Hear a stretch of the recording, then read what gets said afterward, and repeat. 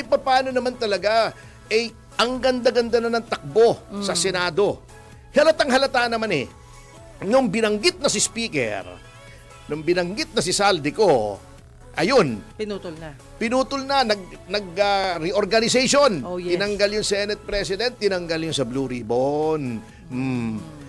Ngayon, ang dinidikdik na naman, mga kontratista, di ba sinasabi ko, August 18 pa po namin sinabi yan. Noong nag-press con po kami, na may kasabihang it takes two to tango. In this case, it takes more than two to tango. Bukod sa kontraktor, andyan yung congressman, andyan yung DPWH. At pinaliwanag naman ni Diskaya yan. Yes po. Bakit noon ay wala kayong ledger? Noon po, walang congressman na nakikialam. DPWH lang. At pag pinadyaryo namin, natatakot kay Digong. Ngayon, wala nang natatakot. Wala na. Grabe na ngayon. Wala nang natatakot. Di ba? Yung sinabi natin noong isang araw, yung NEP, hindi si Willie NEP, ha? Patay na yun yung National Expenditure Program, dapat yan purely executive because there is a separation of powers. Ayun. Pag yan ay tinransmit ng DBM, na Department of Budget and Management, sa House, doon lang magkakaroon dapat ng input ang mga members ng House of Representatives in the discharge of their functions as the guardians of public funds. In fact, minsan nga yung NEP, ito yung gusto. Halimbawa, 100% ang gusto nung Pangulo, ginagawa, 70% na lang yan, magtipid tayo. Ayun. Ito hindi Ngayon, at sinabi na ng mga sources na dating kongresista o nandun pa sa kongreso, yung mga kasamahan nila, ginagawa pa lang yung NEP, nakikialam na. Ito, dagdag mo to dagdag mo to. Yun namang executive branch, yung DBM, para lamang pagdating sa House ay mabilis ma-approve kasi pag hindi mo pinagbigyan yung mga kongresista, pahihirapan ka niyan. Sige, lagay na natin. Basta pagdating sa committee mo, approved yung budget na yan, napipilitan din. Puro blackmail di ba? Grabe pala. Ngayong may mga nasasangkot na mga members ng legislature, both sa Senado at sa House, bakit parang ginugulo na? Bumabalik na naman sa contractors. Pati yung mga DPWH, yung mga district engineer lang. Kawawa naman. Lahat, di ba sinabi na nga, from district engineer, pataas, pababa, di ba? Lahat may cut. Ngayon, ito, nakakatawa ito na naman, nag-invento na naman ng batas. Itong si Primo Boying Remulla. Sabi niya, pwede daw maging state witness ang mga Diskaya kung ibabalik nila yung ninakaw daw nila. Bakit may presumption na ninakaw? Grabe. Alam nyo, judgmental na. Hindi. Ganito, hindi lang sa judgmental. Wala po sa batas Unang-una, yun pong presumption na kapag ang iyong sweldo, ay ang iyong yaman ay sobra sa iyong sweldo and therefore ill-gotten, that only pertains to public officials. Hindi po kasama diyan ang private. Ngayon, eto po yan, Mr. Justice Secretary. Ang hirap kasi talaga na ang Justice Secretary mo hindi nakakita ng loob ng courtroom. Mr. Justice Secretary, wala pong batas na nagsasabing bago ka mag-state witness, ay kailangan magbalik ka muna ng pera, i-audit muna yung yaman mo. Wala po. Ito po Primo Boying, nasa Rules of Court po, nasa Rule 119, ito lamang po ang requirements para maging state witness. Number 1, absolute necessity. Ibig sabihin, hindi mo mako-convict yung isang akusado kung wala yung testimonya ng taong gagawing state witness. Ayun. In this case, nag-a-apply. Kasi kung hindi magsasalita sina Diskaya, hindi mo mako-convict yung mga sa DPWH at saka mga congressmen na nanghihingi. Di ba? Number 2, not the most guilty. Ito nga, pinalitan na to Dati, ang provision ay least guilty. pinaka hindi guilty. Opo. Kasi guilty rin eh. Opo. Ngayon, ginawa ng not the most guilty, hindi sila ang pinaka-guilty. Pinaka-guilty. Pasok din dahil ang pinaka-guilty dyan, yung mga congressmen at saka yung mga public officials na nanghihingi. Oh, kung binigyan man sila, di ba, in-explain na nila, napilitan po kami, otherwise, walang projects. No project, Okay. Substantial corroboration, may iba pang ebidensya na nagpapatunay doon sa kanilang sinasabi. Oh, di ba may sinasabi na nga mga insertion. Oh, meron po tayong pwedeng i-produce na mga ebidensya, naghihintay na lang, mga testigo na nagsasabing talagang binibigyan ang mga kongresista. Ha? Opo. At number 4, wala nang ibang testigo kundi sila na ganon ang nature ng testimonya. Ayun. Mr. Justice Secretary, wala po. Sinuyod ko na, baka nga kako tama kayo eh.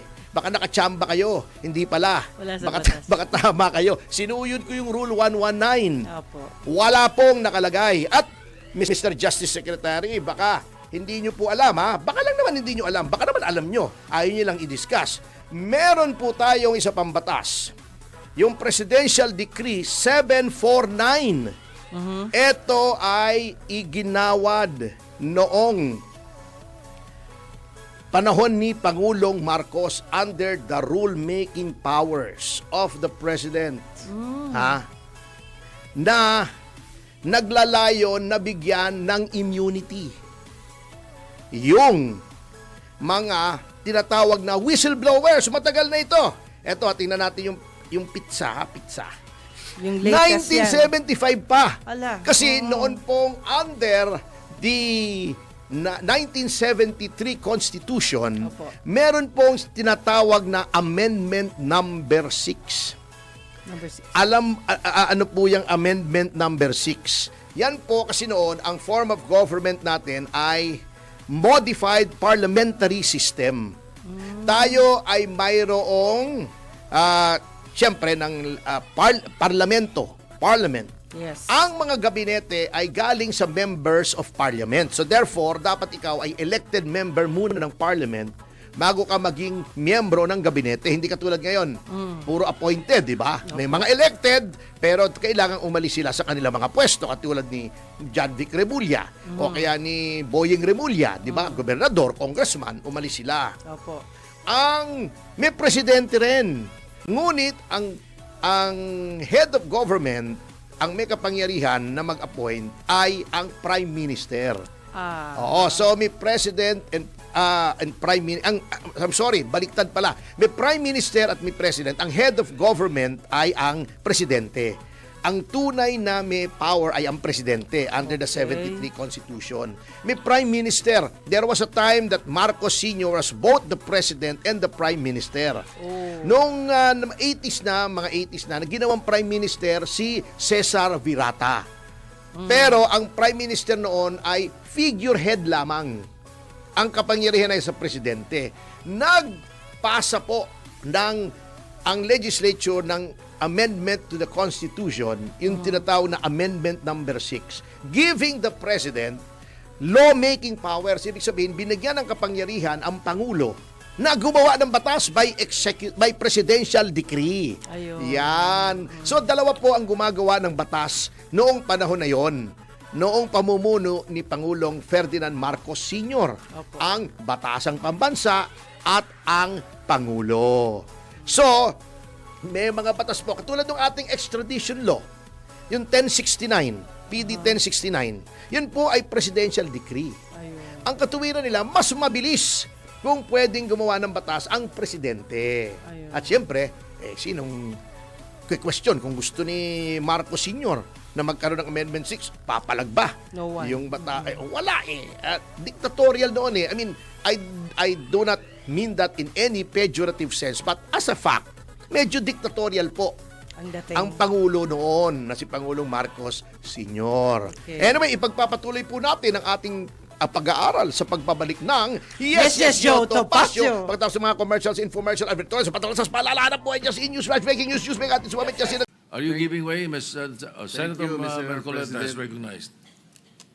May I have the permission, Mr. President, to read your letter addressed to the House Infrastructure Committee dated September 8, 2025.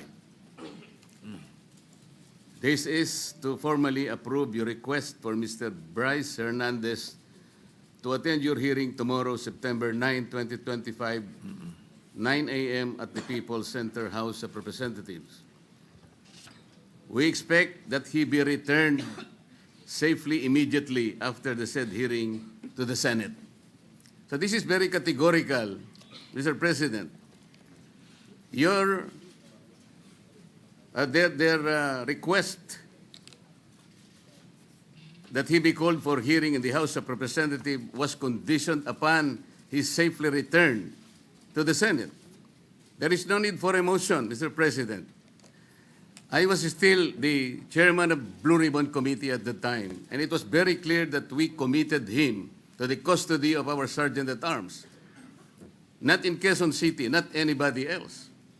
And so, as already asked by Senator Alan, we are not supposed to change the rule.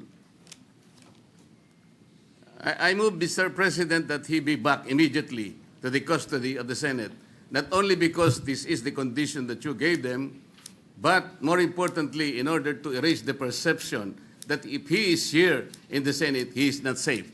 I will reject the idea that if he returns in the Senate, manganganib ang buhay niya. It is as if that we are giving credence to his statement, which I believe is not true, Mr. President. Mr. President. Majority Leader. Yes, Mr. President, with due respect to our colleague, Senator Marcoleta, there was an intervention. Actually, he was supposed to come back to the Senate, but the Speaker of the House had intervened and asked if he can be kept in the House, which you did not agree. And Yes. you said that we will put him in the PNP Custodial Center under the custody still of OSA and the Senate. Legal custody of the Yes. Senate. So Still. when he wrote the letter, Your Honor, wala pang intervention. So walang kasalanan dyan si Senate President. He was going to bring him in, but we are not bending any rule. But the because the Senate request- President already has said the rule. Mr. which President, allows the us- request of the Speaker of the House of Representatives is inconsequential here. Legal or otherwise, the custody must be here. They are only asking us to lend him to their committee. The legal custody is still acquired by the Senate. And then the committee was the one who ordered him to be legally detained in the custody of the Senate. The committee was the one who did that, not the Speaker of the House of Representatives. He could request that, but we are sorry to deny that Maybe, because Mr. the legal President, custody, Mr. President, yeah. legal or physical, is still with the Senate. Mr. President, I think the points raised by Senator Marcoleta are valid. I think at that time, the witness had no fear of his life, but now he has fear of his life. We will guarantee that he's safe, even if he's in the Senate. No, that's why we're guaranteeing his safety if he's here in the Senate. But let's also be transparent, Your Honor, because I think the question there is kung meron bang mag-iimpluwensya pa sa kanya. That Diba? was the point of the Later on. minority leader. Correct. There might be a perception that if he's here, he might be influenced by someone. That is also Correct, Mr. President. the minority leader made mention of that. And that's why I believe the Senate President made that decision to keep him in a neutral area, which is the PNP Custodial Center. But then again, Mr. President, we're a deliberative body. If the body would wish him back here to the Senate, then we can discuss it further. Mr. President, just a quick intervention. Go ahead, Senator Lacson. I would like to echo the earlier manifestation of the Majority Leader. Yung letter po ng ating Senate President was valid before the intervening event occurred. So we cannot invoke the letter of the Senate President kasi wala pa yung intervening event na mayroong request from the Speaker of the House. And the Senate President, using his own wisdom, granted the request, but we have not given the legal custody of Bryce Hernandez to the House. We still maintain or retain the legal custody over his person. And as I mentioned earlier, kung kailangan siya ng House, they will have to seek permission from the Senate President. Again, yes, they are not in Thank you, custody. Mr. President. Yes, Mr. Senator De La Rosa, President. yes, go ahead. Thank you, Mr. President. Mr. President, You know, Let Senator De La Rosa speak first. Go ahead. we have a very sad experience, Mr. President. Because if the reason why the Speaker requested for Bryce Hernandez to be detained not in the Senate, because for fear of being influenced by anybody or any member of the Senate, alam mo, Mr. President, Colonel Grijaldo,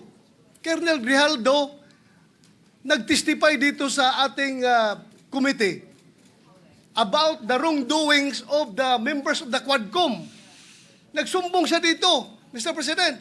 And after he read his statement, sabi niya sa amin, Sir, can I be protected by the Senate? Dahil alam kong pinag-initan ako ngayon ng House. So, I share the information to the committee and even to the leadership of the Senate. But the following day, or the days after, he was required to appear before the Quadcom and he was cited in contempt. Nang siya ay na-contempt, kinulong siya doon. At nang kinulong siya doon, look, what happened? Binubombard siya doon, pinupuntahan siya doon at sinasabihan na huwag yung gusto namin na mangyari, gawin mo na para makalabas ka na dito sa kulungan. Hindi nag-give in si Colonel Grijaldo. Kinulong siya hanggang natapos ang 19th Congress. So, Mr. President, sila ay takot sa kanilang ginagawa mismo. Hindi po yan gagawain ng Senado na mag-impluensya ng resource person. Never pa nangyari yan na mayroong pumunta doon sa baba, tinakot yung nakakulong cited in contempt na resource person. Gawain nila yan sa House of Representatives. Ginawa nila kay Grijaldo. Kaya huwag tayong basta-basta bumigay sa kanila dahil we should be independent from them, Mr. President. Hindi natin sila dapat sundin kung anong kagustuhan nila. We have to stand on our own. Thank you, Mr. President. Mr. President, Yes, Senator Marcoleta. noong pong September 8, 2025, ako pa rin po ang chairman ng Blue Ribbon Committee. Ang Blue Ribbon Committee po ang nag-approve ng legal and physical custody nung ma-cite in contempt si Bryce Hernandez. Nung makiusap po ang Speaker ng House of Representatives sa inyo, di po ba dapat nakonsulta naman ang chairman ng Blue Ribbon Committee? Dahil kami po, ginawa namin yon through the collective wisdom of the committee. Hindi po namin gawa-gawa yon. Kaya lang namin siya sinite in contempt sapagkat halos ipamukha na namin sa kanya ang mga datos. Ibinigay ko na sa kanya ang lahat ng ipinanalo at ipinatalo niya sa kasino. Pati yung ginagamit niyang dalawang ID na galing sa LTO, ayaw pa niyang aminin. Ganun po yung nangyari. Gusto lamang namin siyang turuan ng leksyon para sa ganun kahit papano baka maisip niya na dapat sana mapahiya na siya sa sarili niya kung meron pa siyang kahihiyan. Dapat naman sana nung siya'y mag-request ngayon sa House of Representatives, hindi po sa kanya dapat manggaling ang request kung saan siya magko-custody. Ang custody po yung natapos na.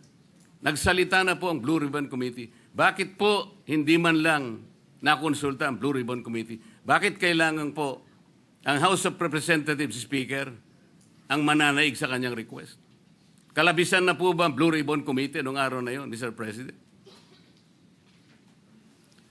May I be clarified on what date that transpired? Yesterday or September 8 po. Monday? Yes, Mr. President. Majority Leader. Monday was the hearing here in the Senate. Monday he was cited in contempt. But Yeah. the hearing in the House was on Tuesday, September 9. Yes, And Tuesday. as, So in the evening, Opo. when yesterday, no. So in the evening, when the speaker called me, Senator Marcoleta was no longer chairman of the Blue Ribbon. No more, because we had already elected It was Senator already Senator Lacson. Lacson, yes. Ibig bang sabihin po, Mr. President, nawawala ng visa yung ginawa namin? Hindi.